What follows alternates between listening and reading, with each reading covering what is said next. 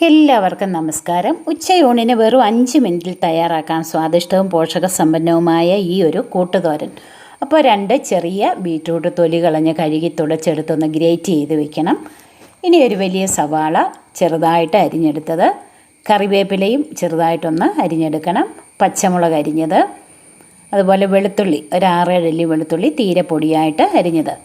ചീനിച്ചട്ടി നമുക്ക് അടുപ്പിലേക്ക് വെച്ച് കൊടുക്കാം. ചീനിച്ചട്ടി ചൂടാകുമ്പോൾ 2 ടേബിൾ സ്പൂൺ വെളിച്ചെണ്ണ ചൂടാകുമ്പോൾ 1 ടീസ്പൂൺ കടുക് ചേർക്കാം. കടുക് ചേർത്ത് നന്നായിട്ടൊന്ന് പൊട്ടിക്കഴിയുമ്പോഴത്തേക്ക് നമ്മൾ അരിഞ്ഞു വെച്ചിരുന്ന സവാളയിൽ നിന്നൊരു 2 ടേബിൾ സ്പൂൺ സവാള ഇതിലേക്ക് ചേർത്ത് നന്നായിട്ടൊന്ന് വഴറ്റി കൊടുക്കണം. ഇതൊരു നന്നായിട്ട് വഴന്ന് വരണം. അപ്പോഴത്തേക്ക് നമുക്ക് ബാക്കി സവാള അരിഞ്ഞത് അതിലേക്ക് ചേർത്ത് കൊടുക്കാം. സവാള ചേർത്ത് വീണ്ടും നന്നായിട്ടൊന്ന് വഴറ്റണം. ഒരുപാട് അങ്ങ് ബ്രൗൺ കളറായി പോകണ്ട, ഒന്ന് വഴന്ന് വന്നാൽ മതി. അപ്പം നമ്മൾ പൊടിയായി അരിഞ്ഞു വെച്ചു. ഇനി പച്ചമുളക് അരിഞ്ഞത് ചേർത്ത് കൊടുക്കാം. പച്ചമുളകും കൂടി ചേർത്ത് നന്നായിട്ടൊന്ന് ഇളക്കി കൊടുക്കാം. പെട്ടെന്ന് തയ്യാറാക്കാം ഈ തോരൻ. ഇനി നമുക്ക് 1/2 ടീസ്പൂൺ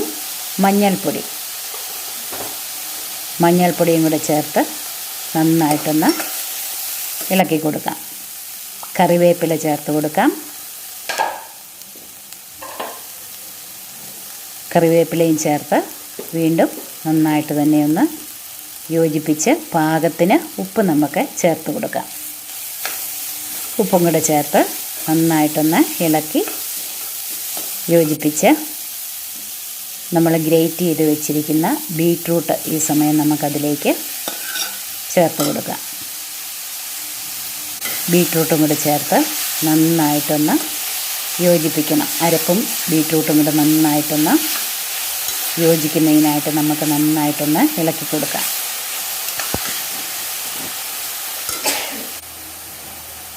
ഒരു ടീസ്പൂൺ കുരുമുളക് തരിതരിപ്പായിട്ട് പൊടിച്ചത് ഈ സമയം നമുക്ക് ചേർത്ത് കൊടുക്കാം.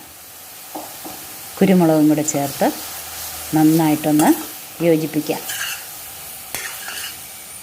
ബീറ്റ്റൂട്ടിൻ്റെ കൂടെ കുരുമുളക് ചേർക്കുമ്പോൾ പ്രത്യേക ഒരു സ്വാദാണ്.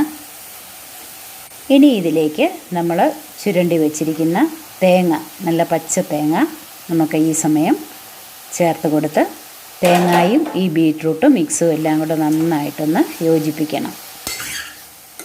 ബീറ്റ്റൂട്ടിന് അധികം വേവൊന്നുമില്ല, നമ്മൾ ഗ്രേറ്റ് ചെയ്ത് വെന്ത് കിട്ടും. ഒന്ന് തട്ടിപ്പൊത്തി വെക്കാം. ഇനി നമ്മൾ ഇതിലേക്ക് വേവിച്ച് എടുത്ത് വെച്ചിരിക്കുന്ന വൻപയറാണ് ചേർക്കുന്നത്. വൻപയർ അതിൻ്റെ മുകളിലേക്കിട്ട് ഒന്ന് ലെവൽ ചെയ്തിട്ട് അല്പസമയം നമുക്കിതൊന്ന് മൂടി വെച്ചൊന്ന് വേവിക്കണം. പെട്ടെന്ന് തന്നെ വെന്ത് കിട്ടും. ഇനി ഇത് മൂടി തുറന്ന് ഇളക്കി തോർത്തിയെടുക്കണം. വൻപയറും ബീറ്റ്റൂട്ടും എല്ലാം കൂടെ നന്നായിട്ടൊന്ന് മിക്സാകണം. അപ്പോൾ നല്ല സൂപ്പർ ടേസ്റ്റി ആയിട്ടുള്ള ഒരു തോരനാണ്. ചോറിനും ചപ്പാത്തിക്കും ഒക്കെ ബെസ്റ്റാണ്. അതേസമയം പോഷകസമ്പന്നവുമായ തോരനാണ്.